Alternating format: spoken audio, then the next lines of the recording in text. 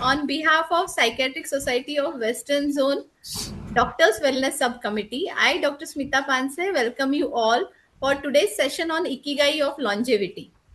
In 2026, our committee has conducted two such quarterly sessions till now. One was on work-life balance in January, and second was on relationship counseling in April.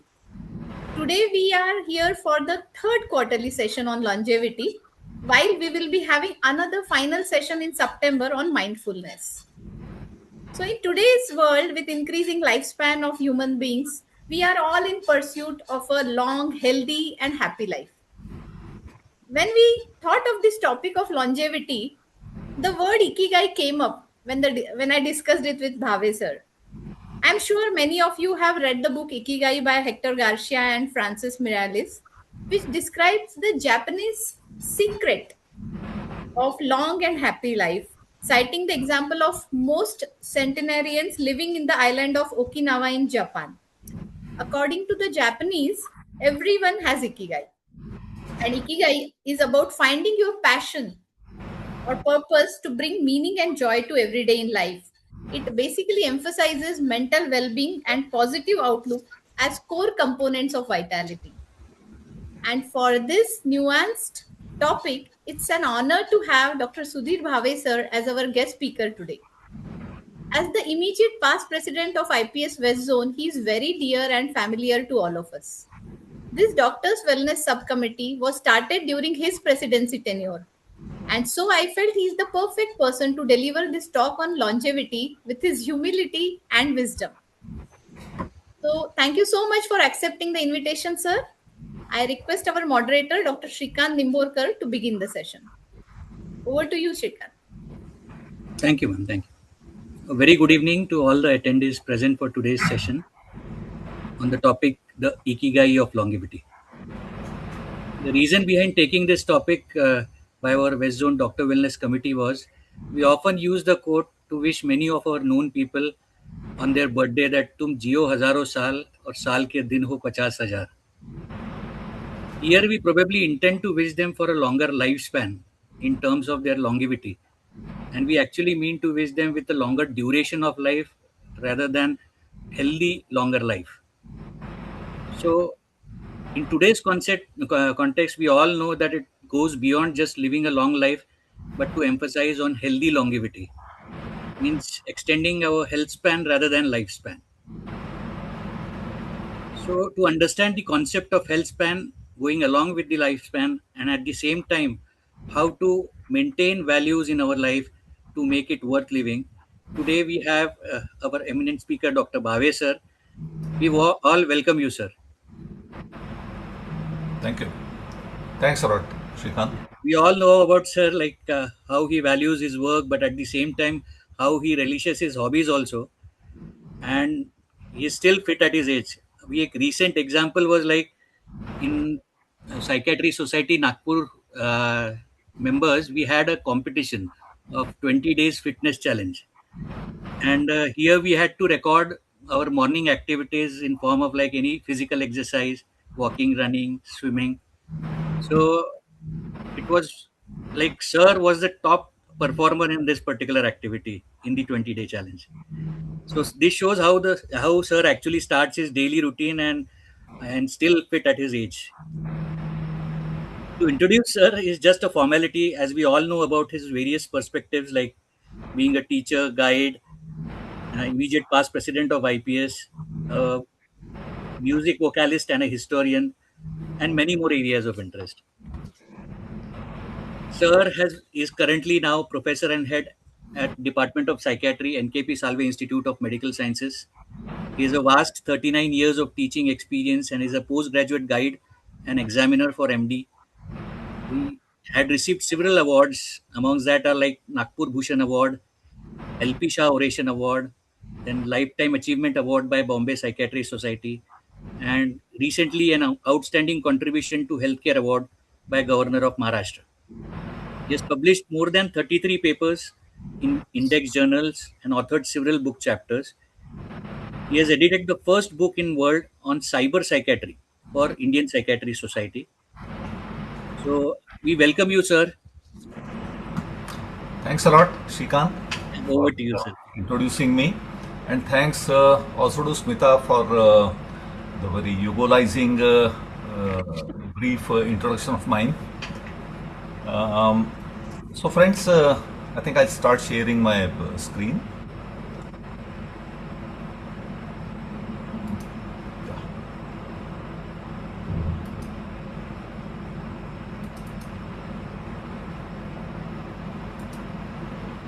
Is that visible, Smita? Yes, sir. Yeah. So, as we can all see, the topic is longevity through Ikigai. Smita has already introduced the topic. Now, let me confess that I got this wonderful word not through my own head, but through Smita's suggestion. I mean, we were just discussing as to talking about longevity and how to have a more fruitful lifespan and so on. And Smita said, "Sir, how about longevity through Ikigai?" I said, "That seems just the right word I could have thought of." I think, as Smita said, many of you must have heard of this term, Ikigai. I'll come to that shortly. So basically, the subtitle is adding meaning to the years and years to the life. Now, before we proceed, one word on longevity. Now, longevity is not the same as a long lifespan. Okay, somebody has a great longevity. It's not the same as somebody, died at a very old age. But longevity also includes a good health span. So basically, long years of life associated with a good health span can be termed as longevity. Now, what is Ikigai? I think many of you, as Smita said, many of you might have seen that book, or some of you might have read this book written by two authors. And Ikigai basically is, the concept is followed all over the world, but the term comes from a Japanese word, and translated the meaning is a reason for being. I mean, what am I living for? So that basically is the Ikigai. Now, Ikigai represents a sense of purpose, like I said, that I want to do this in life, that is my aim in life, associated with a joy in everyday living and a meaningful engagement. So, just having a sense of purpose is not adequate. Like, for example, Hitler. Hitler annihilated a large Jewish population. So he had a sense of purpose. But then, was it a joy in everyday living? Was it a meaningful engagement? If seen in a generalized manner, certainly not. So Ikigai has to be all of that. And when we talk of Ikigai, we do not necessarily mean some one grand purpose in life. Like some Mother Teresa saying that I would like to help all the homeless, destitute who are physically ill. Okay. Or Ambedkar saying that I would like to get untouchability eradicated. Now these are grand purposes. They're fantastic. There's no doubt about it. But then Ikigai lies also in small things that we do every day. Like when I get up in the morning, my immediate Ikigai would be going to the gym and gymming. Then it could be doing riyaz in the morning. It could be listening to old Hindi film songs. So these small things, they also constitute our Ikigai. These are the purpose of our living. Now this is interesting that there is evidence linking purpose to longevity. There are umpteen studies on that do people with Ikigai live longer and happier and healthier. Yeah. It can manifest in various ways like lower mortality rates, they generally die older, they have a better cardiovascular health, they have lower rates of depression. These are just some examples. Reduced cognitive decline, greater resilience after the illness, and so on. So, there are multiple evidences. I'll present some of them subsequently. Like, for example, I have just mentioned two studies here. The one on the left appeared in American Journal of Health Promotion. On the right appeared in a public health journal. These are just two examples, and there are thousands and thousands of studies on a sense of purpose and a healthier and longer lifespan. Now, what are the mechanisms? If we think of it, that seems interesting. I have a purpose in life. I want to do this. For example, I am into animal welfare. Now, how would that ensure my longevity? Um, behave. If you talk about the behavioral things, I mean, if I have a purpose in life, I would indulge in some specific behaviors. Like for example, if say I want to help all the mentally ill destitutes on the roads, okay, like our great man Dr. Bharat Watwani from Mumbai does. Okay, now if we think of that, then we automatically make healthier lifestyle choices. I need to live longer because I have this aim in front of me. I have this big aim, so I need to live longer. So better lifestyle choices, enhance social connectedness. I mean, this generally comes with relatively bigger ikigais. For example, if I'm into animal welfare and I mean that's my major ikigai, then I would automatically get connected to many people who are involved in animal welfare, many societies like PTA, and I mean there are so many of them. Be kind to dogs and this and that, and through that I achieve more social connectedness. And we all know that social connectedness has got a significant bearing on both physical health, psychological health, and brain health. I mean, as we know, one of the ways to delay dementia or maybe prevent dementia is to increase social connectedness. I mean, that is something that we advise to people who are getting elderly. Greater adherence to medical treatment. I mean, naturally, I mean, if I want to do something for the society, if I want to do something big for the family, then I have no choice but to adhere to the medical treatment, because I know that in case I don't adhere to that, then the possibility of my achieving something that I aim at is very low. I love this sentence that I read somewhere. A patient with a reason to wake up tomorrow often manages illness better today, which is so correct. I mean, I want to get up in the morning, so I have to do this and this and this. Now, Ikigai is definitely linked to mental health. I mean, as Ikigai is linked to physical health, it's also linked to mental health. I am better off psychologically with Ikigai because, I mean, there are again studies showing that Ikigai helps us against depression, it decreases hopelessness, chances of hopelessness, it decreases suicidal risk because I have got to achieve something in life that I aim at. It reduces a sense of loneliness because now when you have a strong purpose in life, I mean, you are so much behind the purpose that you almost forget your loneliness. I mean, you are into it. You are doing n number of things every day towards your aim. It saves us from demoralization. I don't get demoralized because I'm doing something good. I know what I'm doing is good for the humanity. Now let me say here that purpose is not a cure, but it is a powerful protective factor. In fact, there are many studies in patients of cancer, and it has been shown that a patient of cancer has greater chance of survival if he has a strong purpose in life. Now, that does not mean that if you have a strong purpose in life, it will cure you of cancer, but it will have a protective influence. So, with other protective factors, this could help you. Now, what exactly is the biology of Ikigai? Now, Ikigai is fine. I mean, I have a sense of purpose that keeps me happy, that gives something to my family, that gives something to the community. But I mean, ultimately, the final common pathway of Ikigai to improve my longevity has got to be through physical mechanisms. So, what are these? A number of physical mechanisms have been touted, and like in most things connected to neurosciences, I mean, this also is very interesting as to how can one thing lead to other. But it has been shown that Ikigai, I have given some examples here, it is known to stabilize the HP axis. So people with a strong purpose to live have got lower cortisol level. Secondly, the risk of cardiovascular disease is lowered. I'm sorry. Yeah.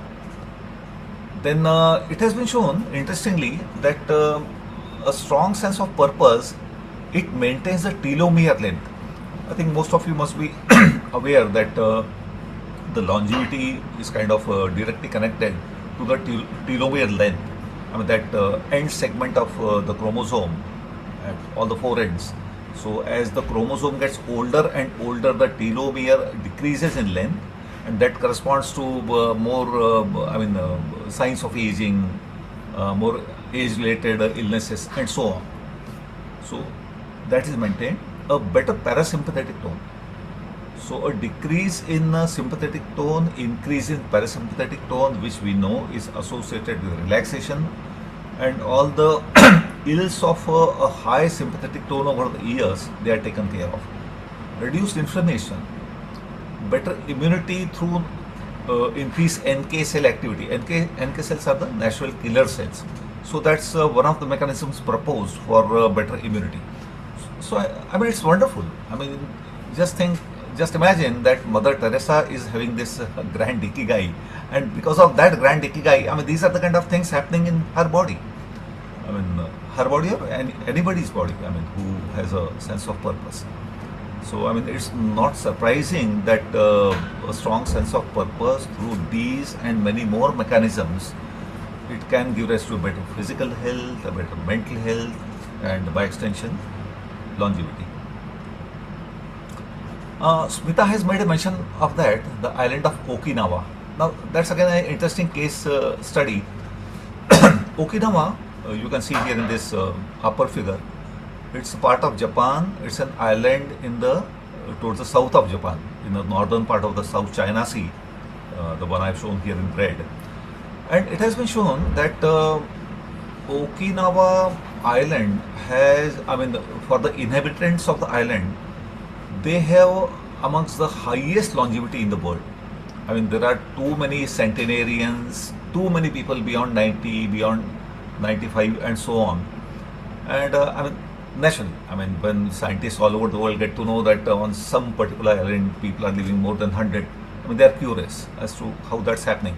And these people have been studied much, and they have shown some commonalities. Now, if you look at these commonalities in the inhabitants of Okinawa,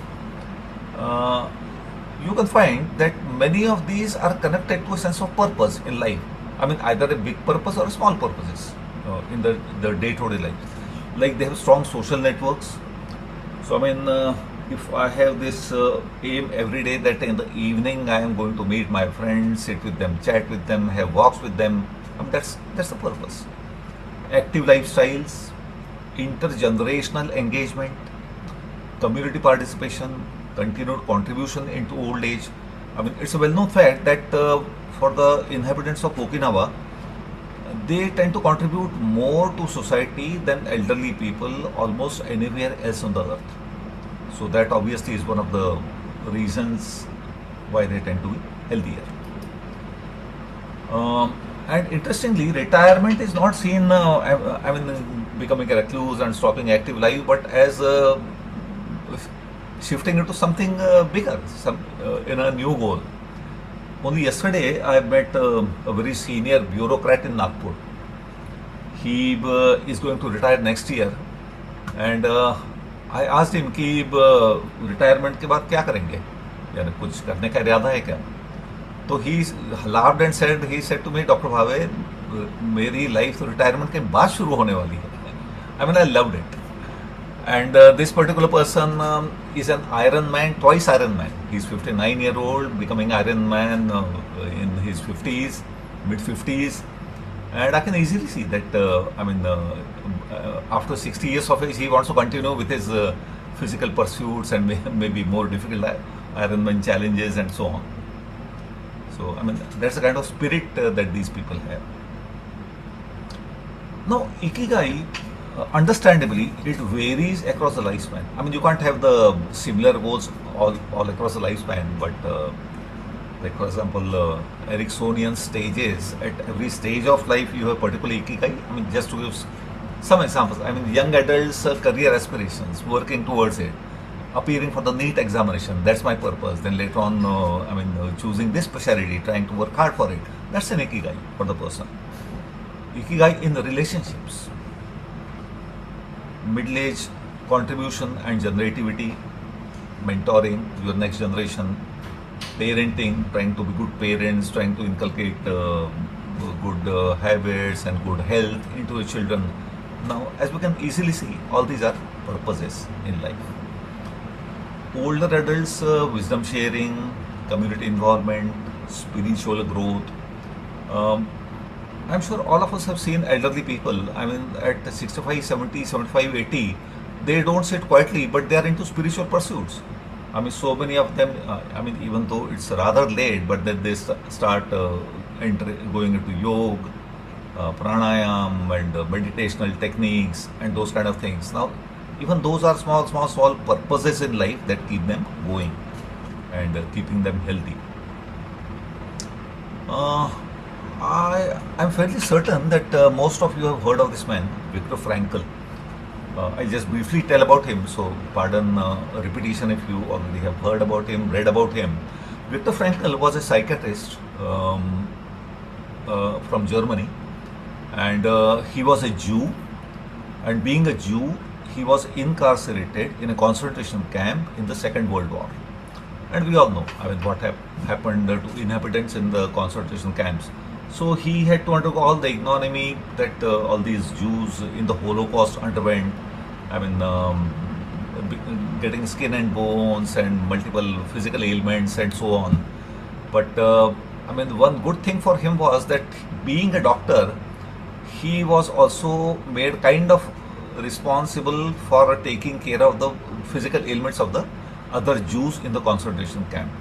And Viktor Frankl has written that this one thing kept me going, that no matter what, I mean, my immediate duty is to help another suffering human being in whatever way I can. Now, being a psychiatrist, I knew that I could help them through psychological means. Being a doctor, I could help them through whatever physical means that were available to me then.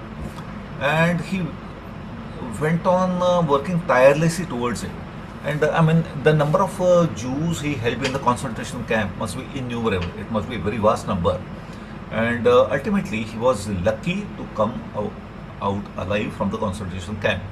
So, when in 1945 the Allied forces liberated the concentration camp, Viktor Frankl was one of the few people who came out. In fact, we can understand the seriousness of the condition by his statement that if you went inside a concentration camp, the possibility of your coming out alive was only 1 in 27. So I mean, look at the dismal picture. So 26 out of 27 died, and only 1 out of 27 came out alive. And I would not hesitate to say that the world is lucky that Viktor Frankl was one of those 27, because by the end of his incarceration, he developed something called logotherapy. I mean, most psychiatrists know what logotherapy is. So logotherapy is a kind of psychotherapeutic technique that tries to show a sense of purpose to the client and helping the client discover his purpose in life and thereby helping himself or herself. So, I mean, logotherapy after mid-1940s became one of the major topics of discussion, followed by many psychotherapists all over the world. I mean, those of you who have not read this path-breaking book by Viktor Frankl, Man's Search for Meaning, I strongly recommend that. You can see at the bottom, 12 million copies sold, an extremely popular book. In fact, I have 3 copies of it. It's such a common gift among psychiatrists that I have been gifted that by different sources. So if anybody wants to have a free copy, please DM me. I'll be happy to send it. So basically what I'm trying to say here is that Viktor Frankl discovered something, or I might say rediscovered something that Ikigai already had. Which means that if you have a sense of purpose, I mean, that can help you survive the most difficult of the situations and get out of them. Now, where does Ikigai come in psychiatry? Should we be assessing the Ikigai of a person? The definitive answer is yes. I mean, if a sense of purpose is something so important that it can improve the physical health, it can improve the psychological health, it can keep depression away, it can keep hopelessness, suicidal thoughts, etc. away, then naturally, I mean, it's a very important tool in our hands. So how do we assess this? I mean, the client could be asked a number of questions. I'm just giving some examples. Like, we could ask our patient, what gives you your life meaning? Who needs you? So who are the members in your family who want you? want you to be around, who need you? What do you look forward to? I mean, all these are simple questions, and I'm sure that the answer that the patient gives, I mean, that would be much telling. It would give us much idea about does the patient want to improve, and if yes, why? I mean, like we commonly ask our patients who are suicidal, ki if you have not committed suicide, what has stopped you so far? So it's something like that.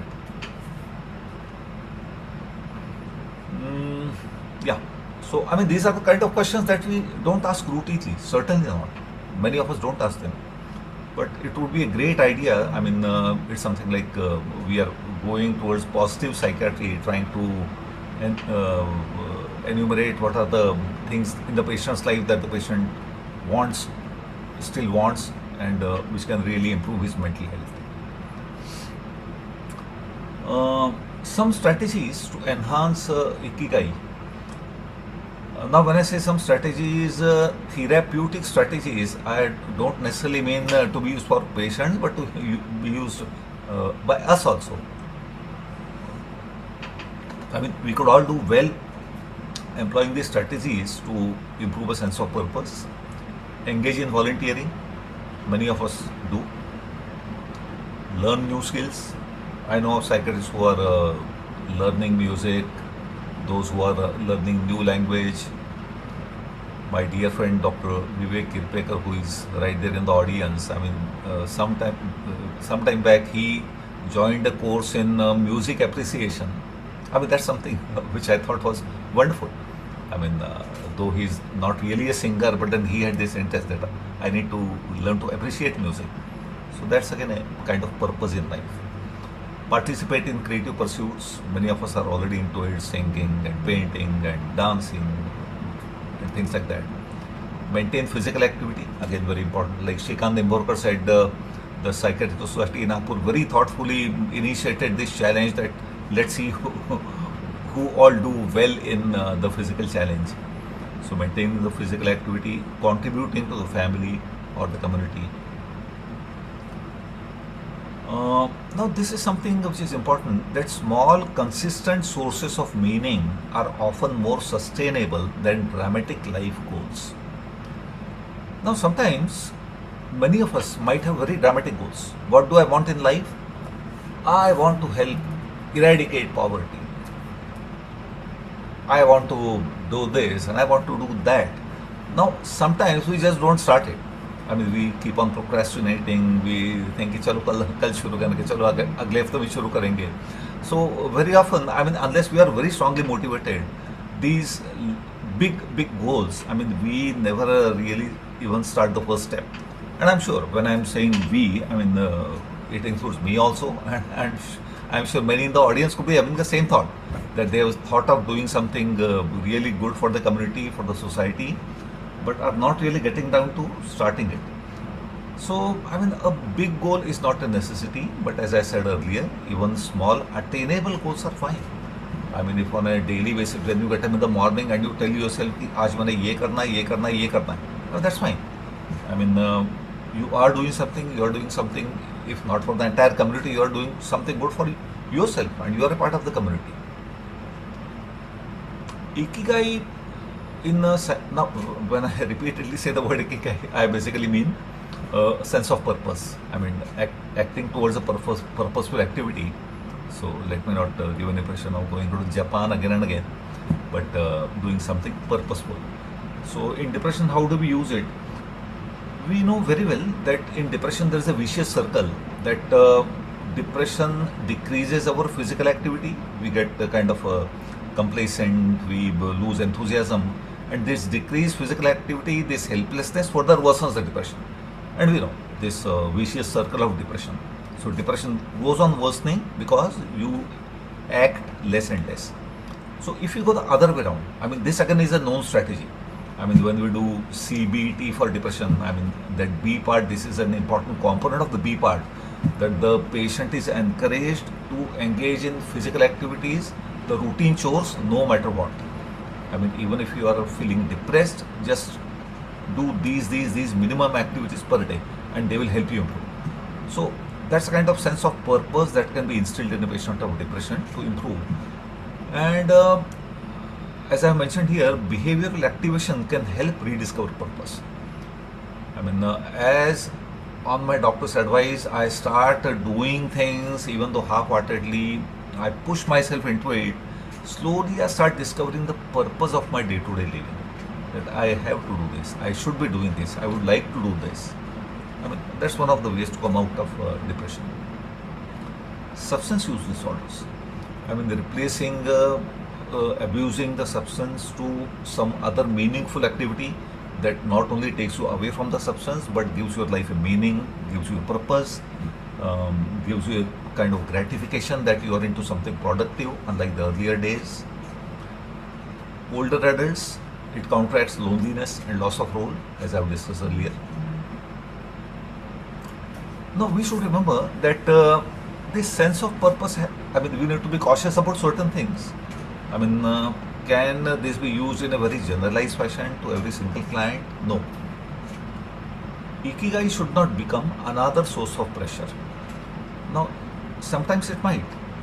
If I decide for myself that I have got to do this, and if I am not getting down to do it, I am procrastinating, that becomes a source of my guilt and stress.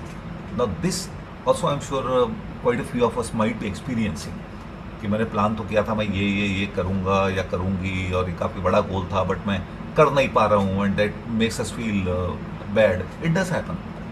It's natural. So that shouldn't happen. That's not what the Ikigai is meant for. Not everyone finds a single grand purpose, naturally. All of us commonly have parents who complain की doctor साहेब ह्याला लाईफचं purpose अजून कळलंच नाही आहे.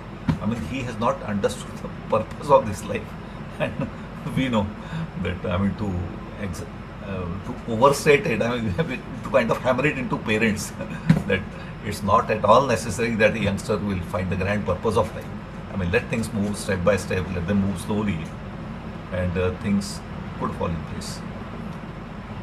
And we need to remember that if the patient is psychologically significantly compromised, then this sense of instilling a sense of purpose could be premature. So this is not something that we one size fits all. We can't do this for every patient, but treatment remains essential. And only when a patient has improved beyond a point, then concepts like doing something meaningful every day, or having something to be done next day, looking forward to something, can be instilled in the patient's mind. Now again, I don't know how many of you have read this book, Love, Medicine and Miracles. It's written by surgeon Bernie Siegel. It's a wonderful book. And Bernie Siegel basically is an American surgeon who has worked extensively with cancer patients. And he has given a rather short list of factors, the differences between cancer patients who do well and those who don't do well. There are things like those who adhere to treatment, and those who choose a healthy lifestyle, and so on. So factors like those. And one of the factors that he mentions repeatedly and with a lot of emphasis is sense of purpose. So he has mentioned at several places, quoted many studies where a sense of purpose tends to help the patient recover from malignancy. And he has quoted many examples, many live examples. In fact, studies, well conducted studies that show the same thing. Now look at all these this wonderful list of people. All of these people with a sense of purpose, and sense of purpose not necessarily towards Ikigai, towards for themselves, but for the community. And look at the age at which they died. B.K. Birla, son of G.D. Birla, one of the scions of Birla Empire, and known for his philanthropy, invested huge amounts of money for social welfare, died at 98. We know the great man J.R.D. Tata, the wonderful things that Tatas have done for the community, for the country, died at 89.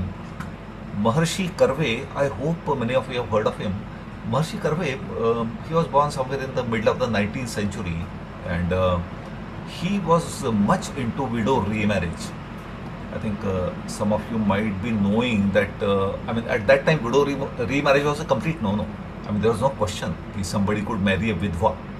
You know, I mean, my great grandmother's generation, I mean, the poor widows, पूरे बाल काट दिए जाते थे, wearing white sari, sitting in a corner of the home. I mean, the life was devastated, and those days life expectancy was very short. I mean, I was just seeing that in 1900, the life expectancy in India was 27 years. It's difficult to believe. 27 years. And just imagine your husband, I mean, this happened in my family. My great grandfather, he died when my grandfather was in the mother's womb. So, my great grandmother, I mean, at 18 years of age, she became a widow, unable to remarry. And you can imagine the plight of these people. And Maharishi Karve, he himself set an example.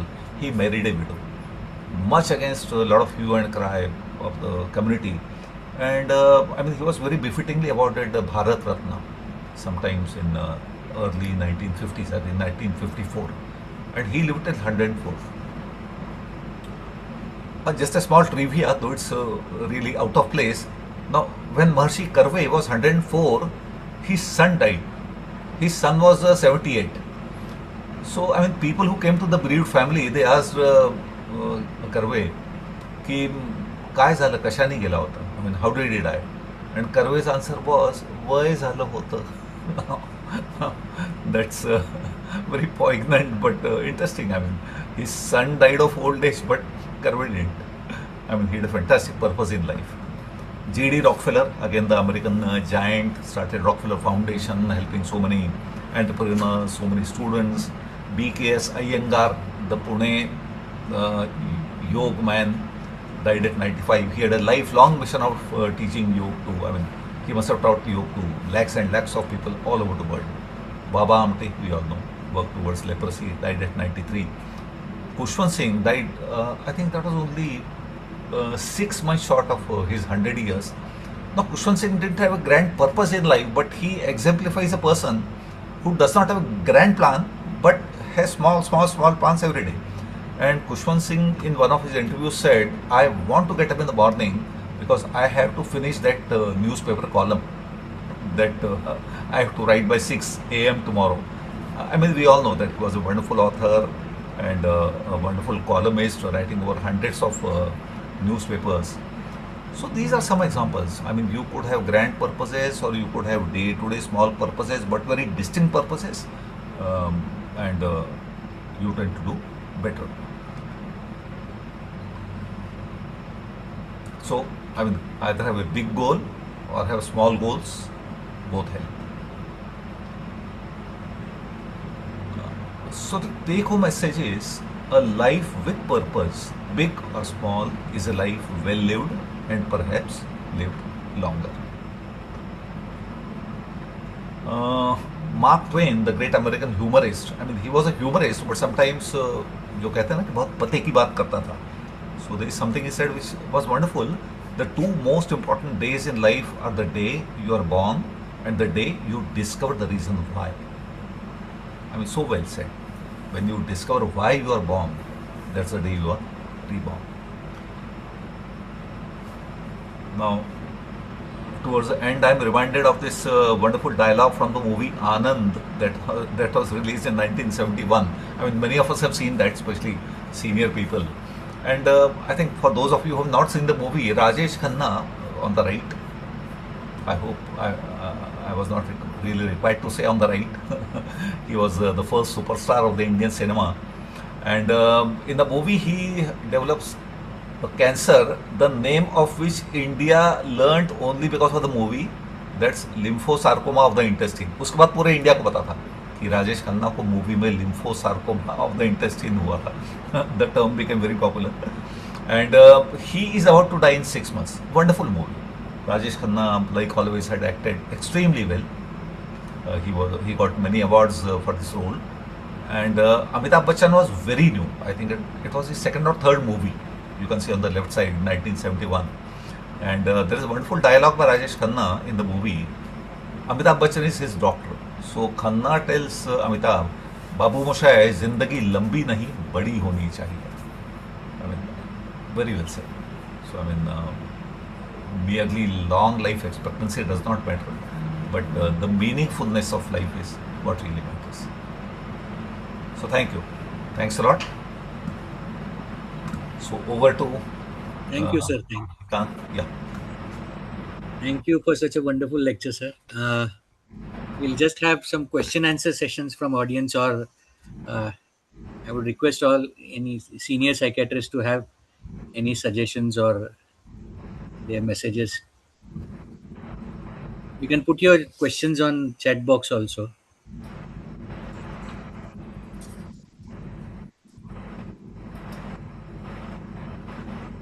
Kirpekar sir, would you like to add something?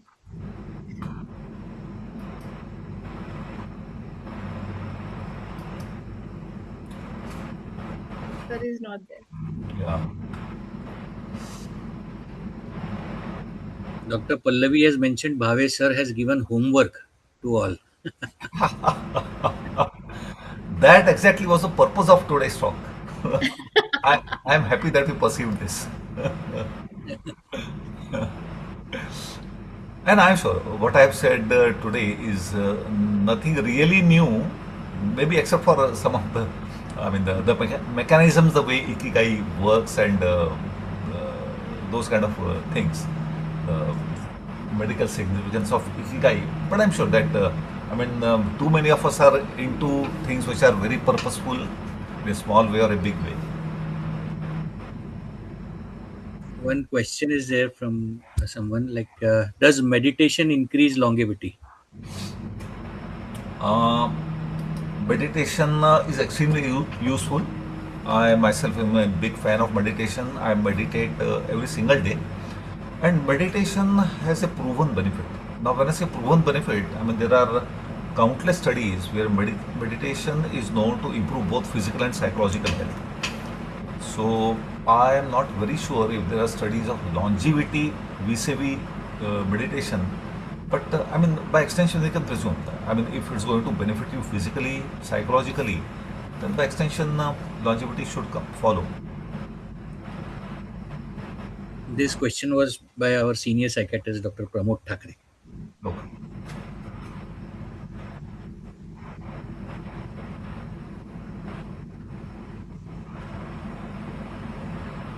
I think meditation, I would just like to add here, is meditation works like perhaps nothing else. I mean, मेरे हिसाब से दो ही चीजें अंदर से धुलाई कर सकती है, overhauling.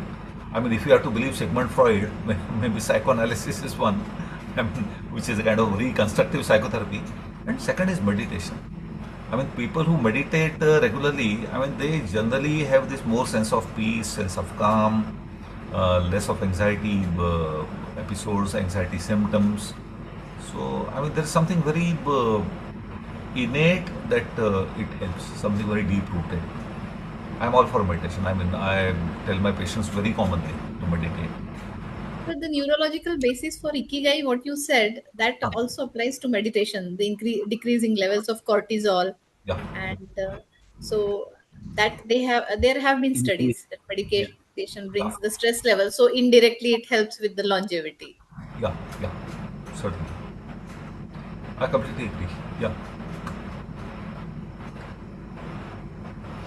The mechanism that I've shown was only, there are only some examples of how a sense of purpose helps. But the studies are too many and many more mechanisms. For example, in the immune system, I talked of only the natural killer cells. But they have shown at least 4 or 5 different kinds of immune mechanisms that come into play with a sense of purpose.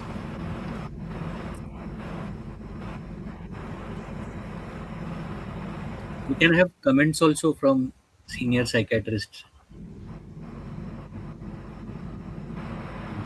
I think the audience is already thinking about what ikigai to have tomorrow.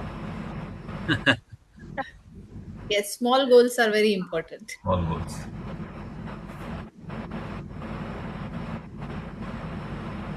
Sri Lakshmi has sent a message. As psychiatrists, we are often aware of all these concepts. I even advise our patients about all this, but fall short when it comes to ourselves. Stuck in the loop of daily struggle, work, and managing everyday things at home. How do you suggest we break the cycle, sir? I completely agree with Srilakshmi. I mean, it's very easy to supply solutions, but not really apply those solutions to ourselves. I think one way to break the cycle is, I mean, to put it very simply, getting serious about it. I mean, I very strongly believe in having long-term goals and breaking down long-term goals into short-term goals. I mean, that's a kind of a therapeutic technique that we all have read about. I mean, so for example, I mean, I have got to achieve this by the end of this month, and to achieve this, I need to do this every single day, and so on. So, I mean, planning your next day beforehand, I think that's one way of doing it. Because see generally हम लोग कहते हैं ना, लोग एक बहाव में बहते चले जाते हैं. I mean the morning happens and then we get into the rut of everyday life and it just goes on and on. But I have seen that unless we plan the next day that tomorrow I'm going to do this, जैसे बच्चे पढ़ाई planning, हम बच्चों को कहते हैं ना कि पढ़ाई कैसे प्लान करना है. I mean before you go to bed, I mean plan the next day studies, लिख के रख लो what are you going to study the next day at what time and so on. I mean, something similar should be done by all of us. I mean, before we retire, for the next day, we need to make a plan that I'm going to do this. Like, if I think of it, I mean, every single night I can write down at least 3 or 4 things that I plan to do next day. So, I mean, that's one way of going around it. A question by Rakesh, by Sir Dr. Rakesh. Though doctors have daily sense of purpose of healing the patients or relieving their sufferings, but the stress of managing the patients or burnouts in chronic illness, does it affect the benefits achieved by purpose, sense of purpose? Uh, Rakesh, the simple answer is yes. I mean, it can affect. I mean, any see sense of purpose acts in one direction, and the stress of anything, not only burnt out or any other stress, it would work naturally in the opposite direction. I mean, the way they affect the body and the brain would go in the opposite directions. So it is going to affect, but then I mean, the trick lies in having a sense of purpose is strong enough, and not only sense of purpose, but I mean all healthy lifestyles which are strong enough so that they can counteract whatever stress you encounter. I mean, that's one way you can get over that. I mean, we know, I mean, seeing patients on a daily basis, a large number of patients, maybe every single day, can become definitely stressful. I mean, many of us have this experience that by the time we finish the day, I mean, we are tired, we are fatigued. I mean, there's a mental fatigue. Even thinking into something complex takes more effort. But then, I mean, we all should have safeguards in place. For example, to share with you my own secret, I I for one limit the number of patients that I see so that I don't get unduly fatigued every single day. When I come home, I have decided that I will have a me time every single day without exception. I put my phone on the silent mode, half an hour me time, in which I drink tea, eat chivda, read a book of my choice. If I'm mentally too much fatigued by the end of the day, I don't read, because even reading requires a mental effort and it adds to your mental fatigue. I would listen to some video that I like. So this half an hour of me time followed by, I mean, the night just before I go to bed, sometime before that, watching Netflix every half an hour, 45 minutes every single day. So those kind of things. I mean, all of us need to have these safeguards in place for sure, on a daily basis and on a weekly basis.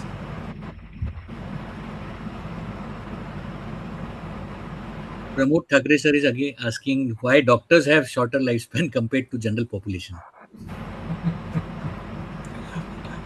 One reason is higher rate of suicide amongst doctors. I mean, though Uh, that can't account for the vast majority, but just on the lighter side of it, I think a doctor's job is a very stressful job. I mean, if you look at the life of an average doctor, it would be much more stressful than the say life of an architect or life of an engineer or an accountant. I mean, there would be few jobs as stressful as the doctors for n number of reasons. So I think it is the stress that takes its toll. And secondly, a healthy lifestyle often becomes difficult for us. I mean, in most of the branches, having a good night's sleep ensured every single night is something that we can only aspire to. I mean, we don't have adequate sleep. We have to attend to patients at odd times. There are always the stress of morbidity and mortality. Now, these days, added to that is the social stress of society's reaction to our failures and so on. So I think that explains it. So a lifestyle which does not remain too healthy, and secondly, stresses which are much more than many other professions.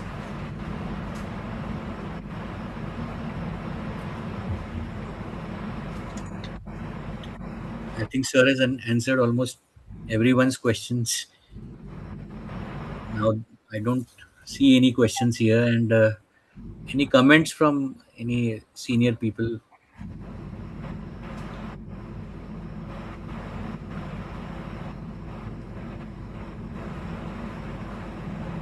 So I think Smita ma'am, we should uh, wind up now, or do we need to Yeah, we are perfectly following our timetable. schedule? Yeah, Uh, yeah.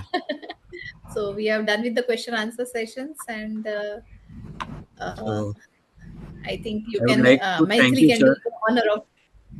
Yeah, thank you, sir, for such an insightful lecture. No, no, it Like was a you pleasure, didn't. and it was a great privilege for me. I must say, great pleasure for me. And while delivering the talk, my own thought that I need to have an ikigai has got reinforced. So I'm very sure that I'm going to have more sense of purpose in the future. Thanks a lot, You Smita. And There you is no redefined retirement for actually, you. sir.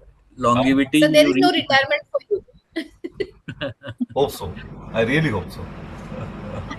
Sir has redefined Yes, longevity by reminding that longevity is not just adding years, but adding life to year. Yeah, true. yes, So thank you, sir. definitely. Yeah. Thank you. Uh, So, yeah. Smita ma'am, Maitli? Yeah, yes. So again, thank you, Sudhir Bhave sir, for an incredibly insightful presentation. I would like to, on behalf of the committee, I would like to thank our President Mishra sir and our Secretary Dr. Abhijit Faye for giving our subcommittee this opportunity on this platform. I would also like to thank our subcommittee chairperson, Dr. Smita Panse, Dr. our moderator for today, Dr. Shrikant Nimborkar, and our all other team members for their contributions. I would like to thank especially our IT team for they were traveling, but they managed it at this time. So big thanks to them. And last but not the least, the biggest thanks to our audience for their time and attention and their patience listening. Uh, Thank you, everyone. Yeah, yeah. So, we come to a close, Smita? Yes, sir. Yeah, yeah. So, yes, let's all think about Ikigai and wishing you all a very long, happy, and healthy life inspired by Bhave sir's lecture today to go back and read few books and enjoy life. Yeah. So, thank you all. A very Okay. good evening. Yeah. Thank Thanks you. a lot. Bye bye. All Yes, sir. right. bye, Bye. sir. Bye, Bye. sir. Bye. Bye. Thank Bye. you. Bye. Bye.